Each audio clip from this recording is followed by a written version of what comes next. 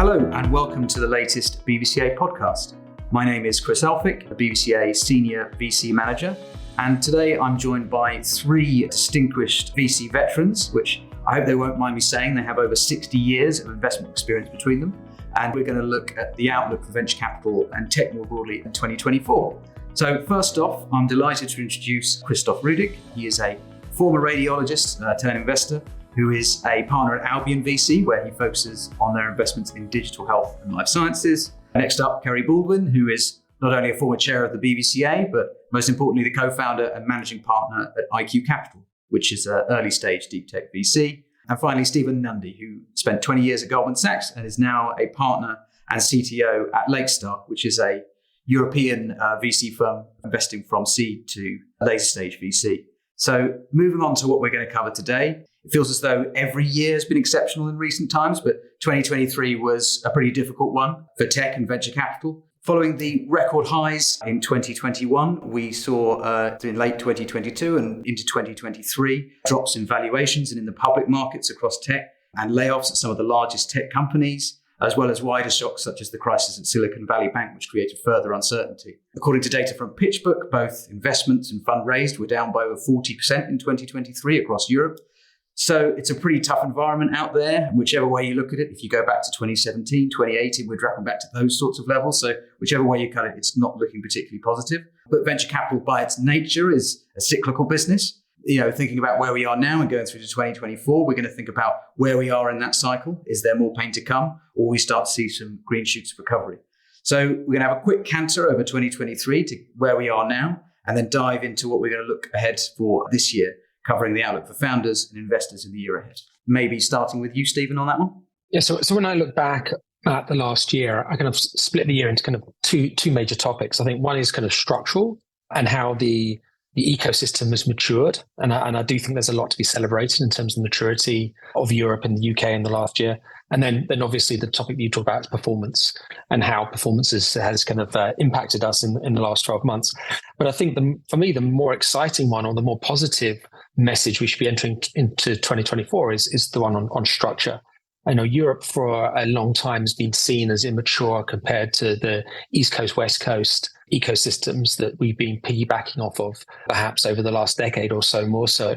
But if I take a look back on the last year, we look at government in terms of how they've really stepped in. And it really feels to me that the last few years of educating governments around Europe as to what is VC, what is the startup economy, how they are important to growth, how they're important to jobs and prosperity, as well as kind of society structures, has really kind of hit home. And, this has coincided obviously with a global economic downturn. But I think the work that's been done over the last few years has really started kind of coming home to roost. If you look at just here in the UK with the pension reforms that have happened, this is a very much a welcome shot in the arm for making sure that capital flows into VC and into the startups that we're all looking to back and the entrepreneurs that we are looking to support and grow into those next mega companies. If you look in France, for example, and how the French government are really helping the startup economy in very invasive ways, but very innovative. If you look in Italy or in Portugal and the tax situation, I think we can see that there's really been a maturing of how government has intervened for good within the ecosystem as a whole. So I see that as structurally very positive. I know we're probably going to talk about pensions later, but I think, again, that's one which cannot be underestimated as to the groundbreaking efforts that have been made in the last 12 months. And they're not going to get felt, in 2024 necessarily, but as we hit 25, 26, 27, the capital from those new sources of backing are going to start kind of coming through. The other one or two structural items that I'll just briefly touch on, I think a lot of us have been thinking about how do we capitalize on exits within Europe. We can always talk about the IPO windows and talk about, the various exchanges. And, there's been a lot of great work done by the London Stock Exchange, for example. But I think, ultimately there's going to be many ways of our companies exiting and companies creating liquidity for investors and for founders and the employees of those teams alike. SVB, you briefly touched upon. I think that was a landmark moment in terms of just how the ecosystem rallied around and worked together. out of some of these crisis situations, you end up forming alliances and allegiances with other VCs, with other regulators, not just within the UK. The SVB obviously was a UK issue, but it actually impacted all of Europe. And so be it the work that many on this call have done within the BVCA or working with Invest Europe and our colleagues, across Europe, this was very much something which kind of shook the ecosystem and has made us think about things for good. On the other side, I'd say on performance, clearly last year has been a significant reset. I think there's going to be more reset to come. I think we've seen the start of it. I'm not sure if we're at the bottom yet, but I certainly think that there's going to be, some very sober funding rounds over the next 12 months. But I do think that the last 12 months has really started setting the tone for what the new normal is and, what the expectations of founders and VC should be. Because, even we talk about founders having to reset expectations on valuations, the same has to be said of VCs as well. They are, if we're already in a company and there's going to be a flat to down round, we need to swallow that alongside our founders and others, who have invested as well. And so I think that's been a healthy thing, but I think we're going to be seeing more of that as we go into the next year. And Christoph? I'm happy to endorse effectively everything that Stephen has said. And I think, the way to look at it is really in two lenses. One is the sort of structural long-term lens. I completely agree with Stephen there that I think, fundamentally the VC industry is still in a growth phase and it is catching up with the US. And I think that's a good thing. The economic cycles, I think we've all been in this industry for long enough to have seen and witnessed several economic cycles. And, what goes up must come down. And there was a massive bull market in the VC industry in 2020, 2021, driven by COVID. And that's come crashing down. And that's just what happens. There's hype and there is a misallocation of assets is really what has happened in 2020 and 2021. And that's a correction we're seeing now.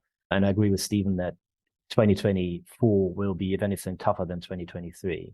Maybe one element that was specific to the industry that Albion focuses on, which is VCTs, venture capital trusts. So there's a class of assets called VCTs and EIS in the UK that I think most of your listeners will know. And there was a thing called a sunset clause, which was pretty terminal for the industry, would have basically abolished the scheme in 2025.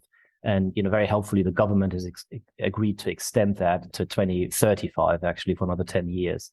And that was on the back of, very helpful, I think, collaboration between the VCTA, so our industry association, and the BVCA, where, your colleagues have helped. And that's been really, really good news in 2023 for our industry, certainly.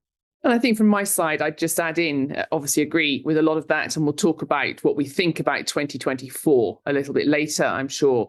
But I'd say the one thing is we had to find a positive from last year amongst some of the trickier moments was deep tech is actually an asset class that's now understood. So where I started in venture back in the 90s, we had to define what deep tech was and educate our LPs when raising funds. Now everybody understands this asset class. If you look at the returns data and the super work that you did with Lakestar with your recent report, look at the quantity of investment that's happened and how much of that has increased in the deep tech sector. That's making things, that's hardware, that's protectable IP. It's all that strong innovation. Of course, the UK is absolutely dominant in this field. So for me, seeing deep tech established as a real asset class and being understood by our LPs shows how far we've all come educating all of the investors into our funds to this asset class and seeing the outperformance in that data with the deep tech asset class as well over normal tech. And I think, Kerry, that's where the governments have really kind of smelt the coffee as well, right? Because these are not get-rich-quick schemes. Deep tech is long gestation periods, long payoff periods, and patient capital and the sort of support the governments have woken up and realized they can give, is really going to pay dividends. So I wholeheartedly agree with you. Thank you, everyone. That's really interesting. I think it's good to see the rise in deep tech this year, finally, especially in the UK and across Europe.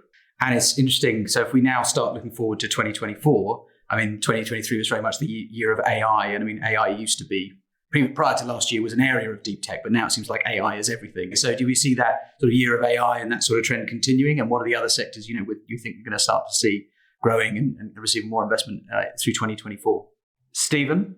Just to kick off this kind of conversation, you're right, everything's been AI and there's been probably overuse of those two letters. And the way I think about this particular topic, I still think there's a huge amount to go. And I say this quite publicly. I think we've just hit the Pac-Man moment of AI. I think we're still very much in the early days. There's a lot of infrastructure that still needs to be built. Data is at the heart of a lot of the differentiation that's going to come through. I think people's modern data stacks are still actually relatively immature when it comes to looking at quality in, quality out. So that, I think, is an area of data that's going to continue to be explored. Outside of AI, though, if we're going to just look more broadly, I'd still say that, big deep tech topics such as quantum, I still think there's many opportunities and many years of investment that's going to be happening there. And the other one I'd pick out as well is healthcare. I think if there's one thing that Europe is really hankering after right now is more efficiency and more preventative medicine, be that on the digital side or on the drug discovery side. And I think that's going to be, another big area of focus as people start shifting away from just AI for the sake of it and building a chatbot to actually back onto some of these hard problems that occupy us all. And then I add in, going back on that deep tech theme, deep tech, a lot of this and a lot of the large percentage of this investment has actually gone onto the hardware development. So back in the old days, a lot of investors shied away from hardware. So that's batteries, that's really manufacturing hard things that in the clean tech space, additive manufacturing, robotics, all of these elements have come through utilizing AI as well in various forms. But I think we've seen so much more investment in that space. And of course, leaning in, obviously, to a lot of the health tech as well. And I think that's been really great to see that people aren't shying away from the hardware element, which is where some of the largest outperforming funds, companies will actually come from, that hardware, building things again. Yeah, I'd agree with all of that. And the thing I would add, I specifically focus on health tech, and that's an area of enormous potential. And the thing that we're seeing over the next couple of years, or we're thinking is going to grow quite significantly over the next couple of years, is new models of care, and new models of care using technology, because we all know that the healthcare systems, in most countries, in most developed countries, are under enormous strain, and it's not getting better. It's not just in the UK, by the way, it's everywhere in Europe. And technology really has a role to play. It'll take time. These things do take time, just like deep tech. It does take time, but there's an enormous potential here in actually building new companies, sort of national champions, maybe even global champions, which will be new companies, which are tech-enabled services business effectively, which really realize that potential of technology by creating new models of care. Yeah, I think it's good to see some of those big sort of structural challenges, and we can start seeing some real progress there. But I think given the broader economic environment, it's still pretty hard out there for founders. And there will, I don't know if any of you think there will still be some more down rounds and more sort of poison to come out through the system this year. And I just wanted, if you had any advice for founders who are sort of going through that process, maybe those who went through the kind of frothy market in 2021 and now sort of looking at a bit more of a down market and how they kind of navigate that. I don't know, Kerry, if you want to tackle that one first. Yeah, I mean, ultimately what we do is about supporting our founders. All of my meetings over the recent few weeks have all been with the US funds and my founders, understanding what is ahead for the next market, speaking to all of the larger VCs, the follow-on capital, the early stage capital, to really understand what is going to happen or have a view on what's going to happen next year for those companies thinking about raising. So very much it's understanding. And one thing that's come through is repeatedly on those calls has been survive to 25. And I think that has come through, and we've seen it at the tail end of last year when we're signing off budgets with a lot of our companies across various stages, because obviously my portfolio straddled a very, very early stage right up to those companies that are well beyond Series C. So where I've been saying to my founders, it's very much about burn. And can your business really get to that 100 million revenue? And if you can't, what should you do about it? Where should you be raising? What size range should you be raising? And I think a lot of that chat has been happening, and we're seeing companies right across not just my portfolio, but other people's portfolios saying, right, let's pull back, let's pare back this year because our customers aren't buying in the same patterns or the same cycles that they were. So let's pare back during 24. And then as we start to see those customers buy on the patterns that we use, then we can start scaling up again. So we're seeing some companies cut costs, reduce staff, just to get through this 24 and ideally come back out to market to fundraise in 25. But one of the big things that I think a lot of founders should do right now is look at your boards. the people on your company, and this probably applies to some of the earlier stage companies, not necessarily a Series C and beyonds. Who is on your board? Why are they on your board? And what value are you getting from every single person on your board? Sometimes the tighter those boards during times like this, the better, the more strategic, the more free-flowing, the more strategic discussions can be had. But when you've got those big, unwieldy boards with lots of observers and stuff, it's just a reporting function. Are you really getting value from your board? So really make sure that board is working for you. And if you don't have the right person on your board, ask for someone different from the VC. It's your company. You are able to do these things. And for me, it's that focus for those founders that have to go through a round this year. Look at your 5 to 7 objectives. What do you have to achieve in order to be able to have a round, be it a down round, same round, whatever, just to keep your company going? What do you need to achieve? And really put that right front of mind and that board pack. And some of the work I've been doing is reevaluating the board pack. It's so important, the board pack. The board pack frames that discussion and that focus for where you're actually going and calls everybody to account in terms of the momentum inside the organization. Bring the things you have to achieve right up front and make sure that you're just being honest that you're going to achieve those things. And if not, consider moving out that cash and trying to get to 25. That would be my real start on that. But of course, with founders, hold your nerve, know your gaps, see and understand if you can actually fill them. I would say that 2023 was the year of the bridge, and 2024 will be the year of reckoning.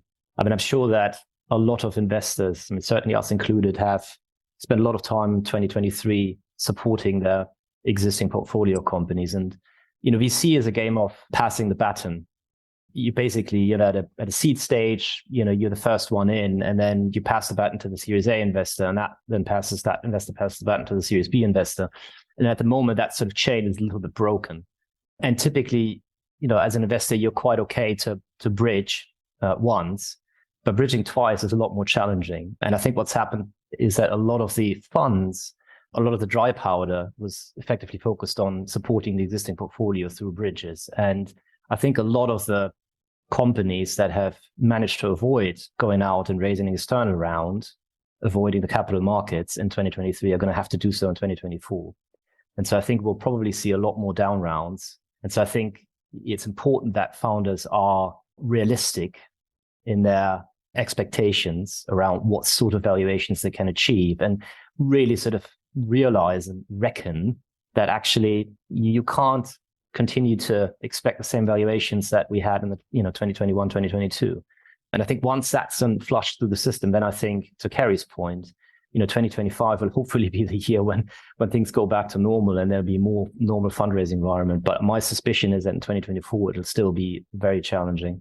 I think this just goes back to the point that Kerry is making about your board, right? So we keep on talking about the founders and the board that need to accept this reset. And so there needs to be, as I said, some real sober heads, some wise heads, perhaps, some difficult conversations back at your own ICs with your fellow partners that some of the companies you invest in were overvalued, and then having some difficult conversations with your LPs that perhaps your book multiple might look a little bit less healthy than it did 6 months ago. But the whole industry is going through this. So it's as you said, it has to be flushed through, but there has to be maturity and wisdom at the board to support the founder in swallowing this change. Brilliant, thank you. And then moving on to, I guess, the outlook for VCs. Do you see an uptick again this year, or do you think it's still going to be fairly difficult? So I think it depends on the sectors.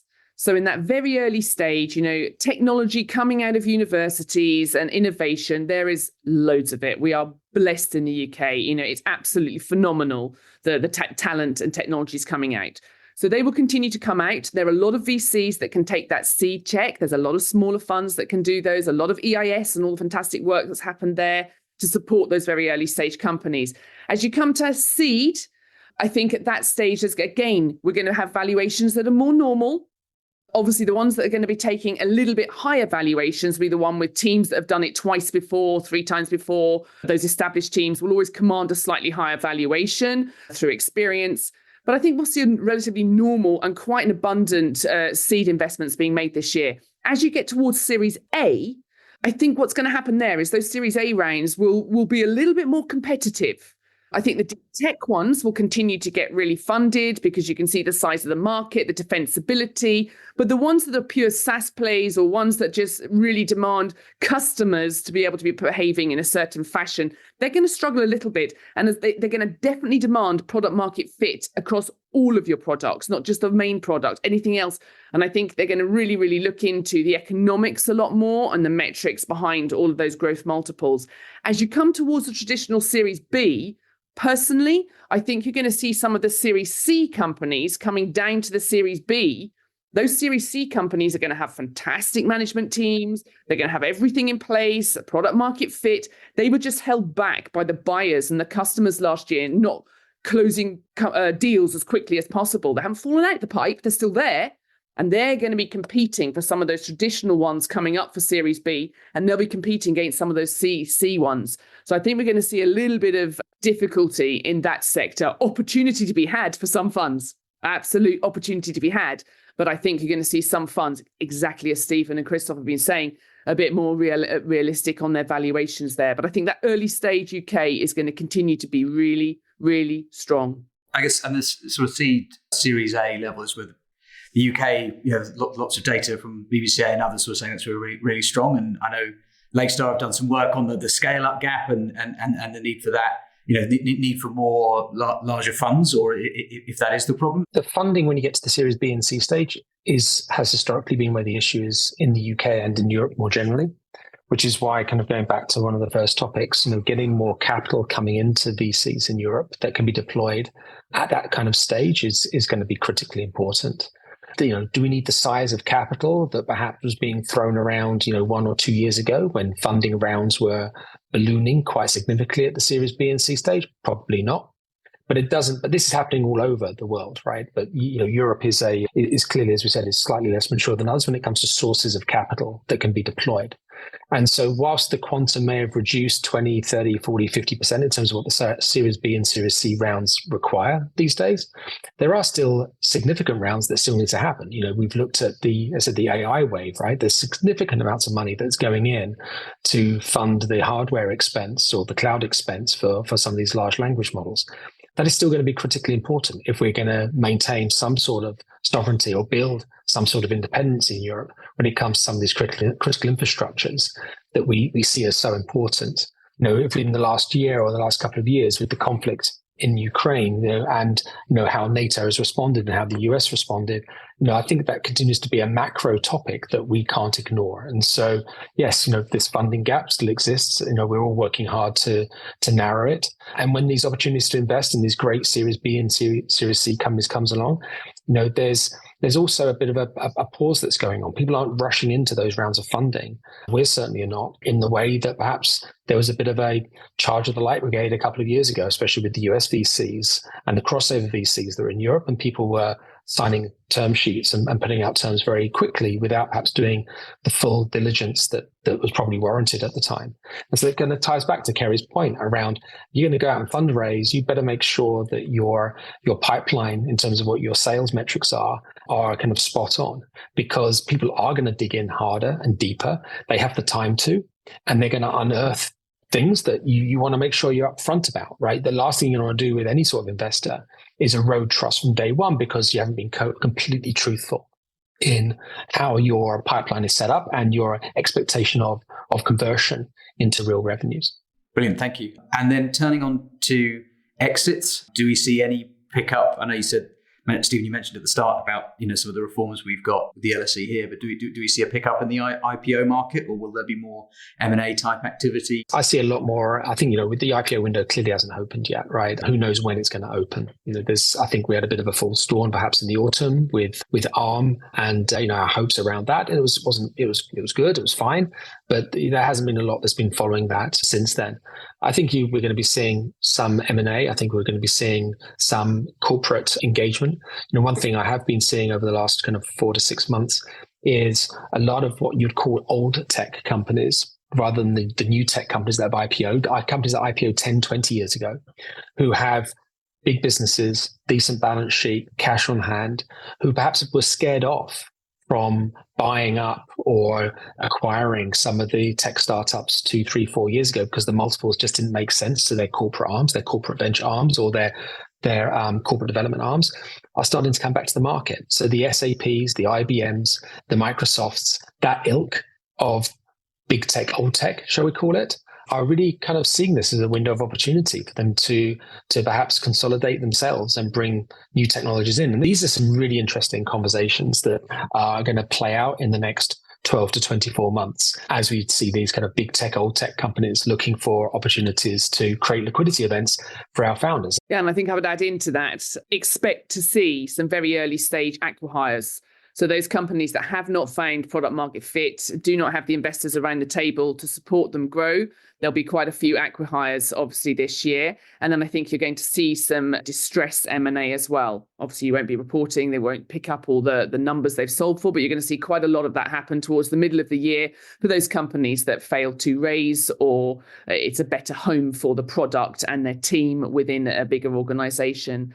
I think what could come back towards the end of the year with those investors that were always sort of EPS, everything had to make sense for their share price. We can't buy unless it's additive and doesn't affect our EPS. I think we're going to see some of that change. And they're saying we do need to keep buying these technologies to advance, because a lot of these large corporates still need the technologies that we're all investing in order that they can grow.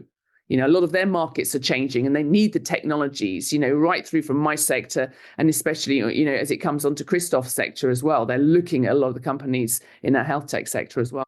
Yeah, I mean, we have to realize that we're still very much in a risk-off environment. Okay, and so in that environment, most corporates would, look at things like EPS, as Kerry said. They want to acquire profits. They don't want to acquire loss-making businesses. That's just what happens in a risk-off environment. And so I think, the companies that have strong metrics and that, are ideally profitable, those are the ones that are going to be bought.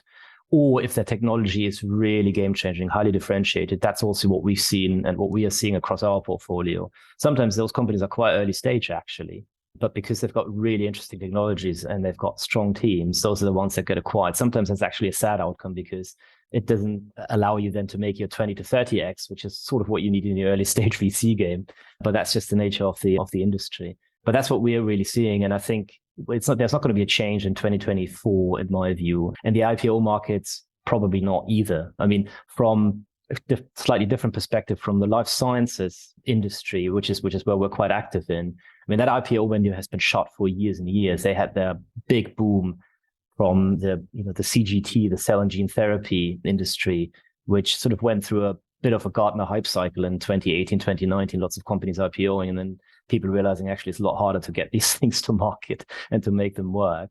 And, it's what you're finding is that when the IPO markets are very hot, actually the big pharma companies are not acquiring because they're saying, well, everything's too expensive because you've got these capital markets which are pricing these assets just wrongly. And then when the IPO window freezes, then all of a sudden the big corporates are back in the game.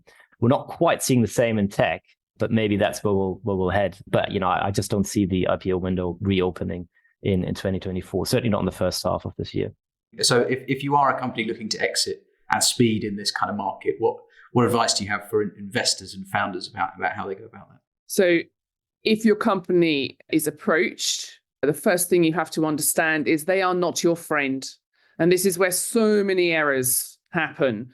It's when they say, oh, I've just been approached by this amazing company. They're going to fly the whole of us out to this place, and they're going to wow us with the tech. And that. They are not your friend. Yeah, they will be once you're acquired and it's all lovely the other side. But at this phase, they are not your friend. They're deliberately trying to get information from you. So the first thing you need to do is always, and this comes back to that governance point, and that board point, make sure you have a data room that is good and live to go, and your back office is in order. That means all of your documents, all of your EMI, everything's filed. It's so important to have absolutely everything in order in these early stage companies. Making sure your options agreements are all there, because that's often the thing that falls out in these early exits. And then you have to really understand what benefit would the acquirer have if it had your technology. Are you suddenly going to add X revenues into the company? Are you suddenly just going to add talent into the company and able to them to develop things faster? Really understand that. My view is always get an advisor alongside you. First thing is speak to your lawyer, but get a strong advisor alongside you, no matter how small that exit is. But the most important thing is they are not your friend. You have to treat all of them and make sure that you've got as many as possible coming to the table at the same time. Often the very large players will give you a window of no more than 3 to 5 days to accept an offer. And it's very hard to bring the others up as quick and up to speed. And that's why your data room has to be in order. And one of the most important things you have to do is make sure you're always up to speed with competitive intelligence. And it amazes me when you speak to some founders and I see some board decks from other companies that just like, why aren't you looking at the competitive intelligence in your board deck? That's telling you where the market's moving. It's telling you on your product roadmap. It's saying, why are you developing that? Because if you're going to be bought by these 6 companies, they've already got those technologies. What are you trying to do? Can you be a standalone company? What are you building for? So always get advisors around you. Make sure that your product roadmap is tying in to where you could exit to, and just be very wary in order to bring everybody else at the same time. I think it's probably obvious, but also, this is a game or a situation that should have started probably many years earlier, right? So knowing those folks, as Kerry said, you building relationships with the potential acquirer way ahead of time is kind of where you should be. If you decide with 6 months of runway to go, you want to be acquired, then you're very unlikely to get a satisfactory outcome. It's all well and good to say, I'm heads down, I'm building product, I'm focused on my company. But again, let's think about this. What's to stop you spending half an hour, 45 minutes once every 3 months with a potential acquirer, a year or 2, 3 years before anything may even happen, just from being a friendly ecosystem player? There's no harm in that at all. We spend more time worrying about other things in life. And this is probably one of the most important events that's going to happen when it comes to your company. All the execs that you've hired, all the employees that you've brought on board, all their families that are expecting to get some sort of benefit and upside from the RSUs or from the stock options that they've given you. So again, the notion of I'm heads down, I'm executing, I can't take a coffee, I think is a fallacy and is unwise. And I don't think that's the advice anyone should be giving. I always say to my founders, there's always time to take a coffee. Always make that time. You never know when it's going to come in handy. And one thing I would add is if you're doing, I'm talking generally about the acqui-hires that happen very quickly with the technology companies. And one thing I say is to the founders, always look for a lawyer that has sold to exactly the division inside that large corporate recently. So if you're selling into a large Google, who sold into that division, and use the lawyer that sold into that division recently. They have the intelligence, they understand what will and won't work on all the structures as well. And it saves you a lot of costs and a lot of time. Yeah, I couldn't agree more. The days of putting up a for sale sign and then expecting people to come and buy you and love you are, they're truly well over. Again, this is a sort of from the life sciences side. The experience is that you really need to build long-term relationships with those companies. On the flip side, you've got to be careful not to sort of align yourself just to 1 or 2 horses, because what happens is the people in the BD departments of these big corporates, they move, or in the big departments generally, they just move around. So your sponsor will disappear within 2 years' time. You just have to realize that. And so you need to make sure that you've got a pipeline, like with anything else. And, to the point that Kerry made earlier about customers, it's the same with acquirers. Actually, you need to have a pipeline of people that you could sell yourself to, and ensure that you develop your company towards, a goal, which is something that these corporates would want. Thank you. So turning to fundraising, where do you think VCs will sort of look to raise? And do you think there will be any recovery in that market this year? It's a really tricky time to fundraise for everybody in this market. Right now, I've been spending the last year or so, working with new LPs and existing LPs to understand their appetite for this venture class. And the appetite is still there. Certainly, folks understand that you have to continue investing through multiple cycles. If you always run away from the kind of the waves that are crashing on the beach, you're never going to time things perfectly. So you have to keep on deploying. But clearly there's a bit of a dislocation right now in the system when it comes to how much LPs can deploy to new managers and to existing relationships, what we call re-ups right now. A lot of these re-ups are funded by distributions from previous fund vintages.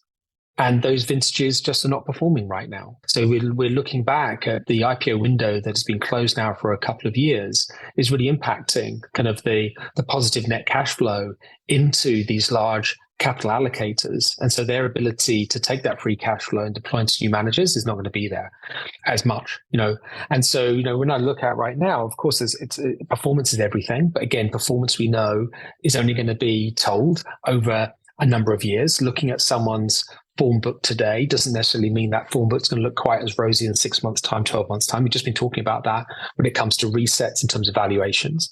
And so LPs are looking a lot harder into the assets in your existing portfolio, your style of investing, and your team that is around you and how focused you are. And these are the decision-making processes just take a hell of a lot longer. I do fear a little bit for first-time managers that launched in the last 2 to 3 years, whether the performance heritage is going to be enough to allow them to raise a second fund. I hope it is, because the industry needs it. But I wouldn't be surprised. I think they're going to find it even tougher for the second fund if the performance of the first fund, has been swept up in this reset situation, because it's very difficult to differentiate. It's a crowded field, much more crowded field out there in European venture than it was, say, 5-6 years ago.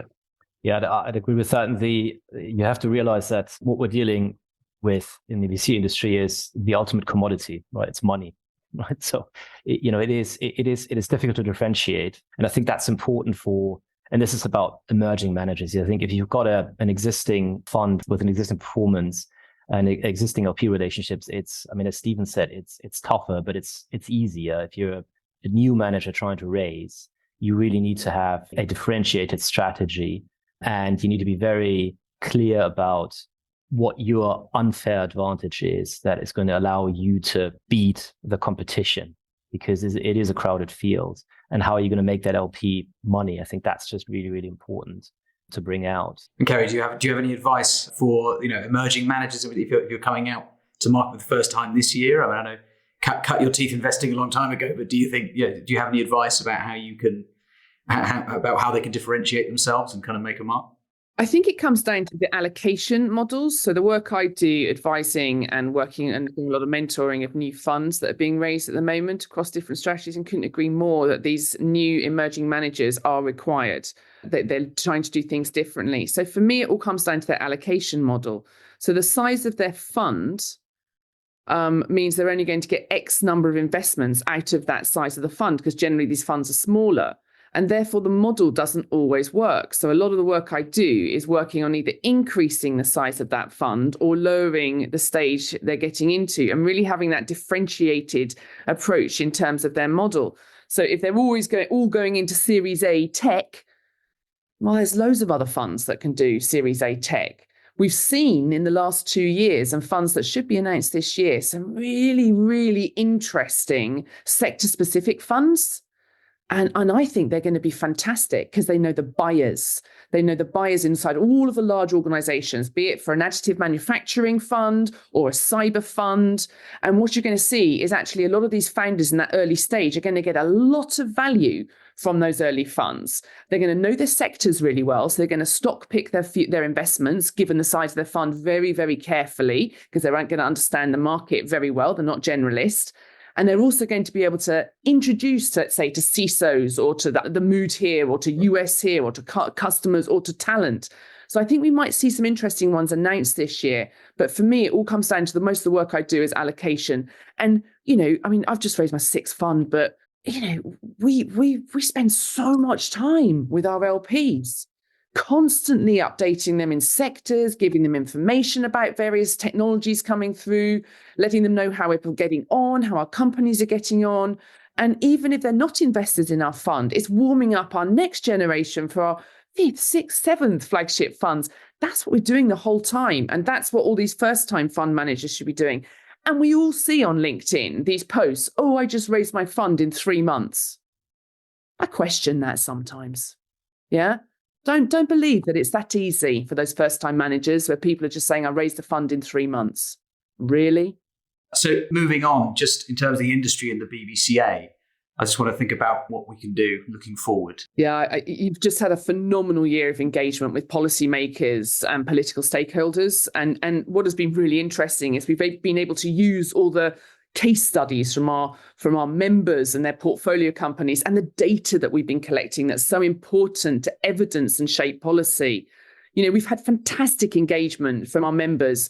We've been connecting MPs, cross-party MPs with the constituencies, with both founders, VCs, private equity firms and growth equity firms.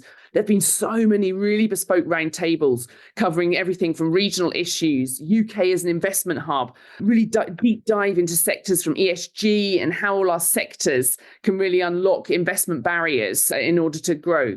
It's been really cross-party, and you saw that with the work that you've done at Labour and the Conservative conference and the number of meetings you had, and everybody knew the BVCA, everybody understood what you were doing, and they're all talking about the BVCA and the quantity of responses from those MPs understanding what we're doing.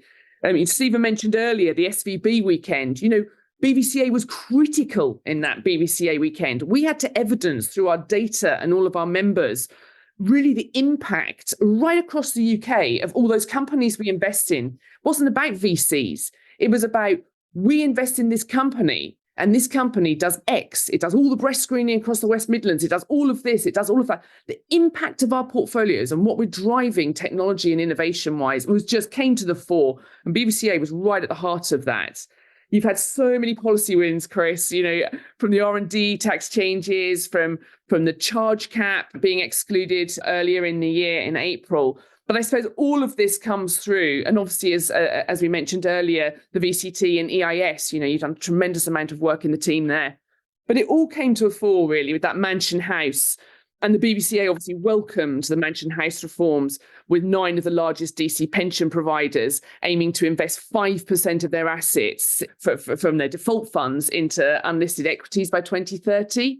And this culminated in BVCA being absolutely at the forefront and working and actually promoted at that event by the Chancellor with our Venture Capital Investment Compact. And this one is a commitment by the UK venture and growth equity managers to develop a really long-term constructive working relationship with UK pension investors in order to get and look at the barriers and understand how to get that pension money into venture, into growth equity, into these illiquid assets. I think you've got over 80 signatories to that so far, and there's going to be more to come on all of this. But I think my final point on this is all the tremendous work that the BVCA has done, and it's right across every single committee and all our members attending those committees. It's the team at the BVCA, all the technical committees, it's the policy team, it's the external affairs team. There's so much brilliant work going on behind the scenes. And it's a huge thank you from me. But most importantly, it's for our members as well. You're the one providing the data, the evidences in order for us to get a lot of this stuff shaped. You're providing the case studies, which is just so instrumental when things happen at speed in government, and just all the engagement. And that is why, for me, the BVCA has had a phenomenal year. And there's some big stuff to come next year that's going to be announced. But it's been a great year. And I couldn't be more proud of working and being the ex-chair of the BVCA. And then looking at the compact, thinking about how that's going to play into late stage VC, like at Lakestar and with the earlier stage life sciences companies at Albion. How do we see those? How do we see that further support sort of coming through? Stephen? I think there's a couple of things there, Chris. One is clearly just seeing those capital inflows coming into later VCs such as us, or growth portfolios such as us, is going to help us to back more of those kind of great entrepreneurs across Europe and the UK, right? That's kind of number one. But I think more importantly, or as importantly, shall we say, is, we're investing because we think there's going to be superior returns in this asset class. That's why we're here. That's why we go out. And as Kerry said, we spend a lot of time with LPs, educating them. And it kind of galls me that there's not more UK-based LPs. The pension funds are essentially UK-based LPs, which means that the person who's been working their entire life as a teacher, or for the civil service, or for the local council, or for a bank, or whatever they may be doing up and down the UK, should get a cut of the action as well. it doesn't make sense to me that we're backing all of these great European companies and UK companies with money from North America and from the Middle East and from Asia. Now, it doesn't mean we shouldn't, we should, but it kind of feels it should be proportionate with what we're sticking our hands in our own pockets and putting on the table as well, because this actually improves growth in the United Kingdom and within Europe. And therefore, if we believe that is true, then why shouldn't our pensioners be benefiting from that upside over the coming decades as well? It's an imperative in my view. And we're not going to measure this over 1 year or 2 years. It's going to be measured over several decades. And I think there's a lot of education that's going to have happen. And the BVCA have been great at bringing folks together around the table as part of the VC Compact and the wider Mansion House Compact with the industry. And there's a lot to be done over the next few years to educate trustees of pension funds, to educate the wider teams, the investors, and then ultimately how do these pensions funds get exits as well? Because ultimately they're going to only get performance when we give them performance. And so we need to work in concert on that. Yeah, I think you can't overstate actually the importance of the Mansion House Compact and what that is doing and will be doing to the VC industry in the UK. I think at the moment, if I get the figure right, it's about 0.5% of pension funds are invested in private unlisted equities. And that is just, it's just vanishingly small, and it's a lot smaller than in the US. And if only like 1/10 of the committed quote unquote capital, which is 50 billion, I think, by 2030, makes its way into the VC industry, then that will be a massive impact and a real change.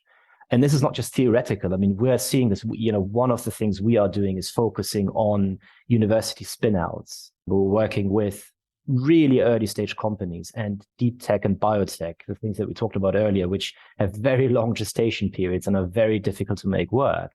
And it's those deep pools and patient pools of capital that you need for that. And in fact, the conversation has really changed now over the course of 2023, even before the Mansion House Compact, because that was the culmination, I think, of a lot of lobbying in the background. And so, we're seeing this, again, it's not theoretical, we're seeing this really day to day now, and we're really encouraged by it. And we're very positive about the future of deep tech biotech in the UK because of that, because that is already galvanizing, will galvanize, I think, more pools of capital that should have been historically allocated to VC and haven't, and hopefully will be more so in the future. Thank you all very much. And that brings us to the end of the conversation today. I'd like to send a big thank you to Christoph, Kerry and Stephen for sharing their invites. And I think it's safe to say that VC again will once again be in the spotlight this year. And I'd just like to highlight, those final comments in the Investment Compact. That's going to be a really big area of focus for us going forward. And as we mentioned, this is an initiative to look to develop a sort of long-term and constructive working relationship with the UK pension sector, and things that, like the report on investment activity that we produce and the performance measurement survey, are really important for us making that case to government and getting some of those changes through. BVCA members, I just really encourage you to make sure those surveys will be coming through very soon, and just highlighting the importance of those, and that we really need that data in order to keep this conversation going.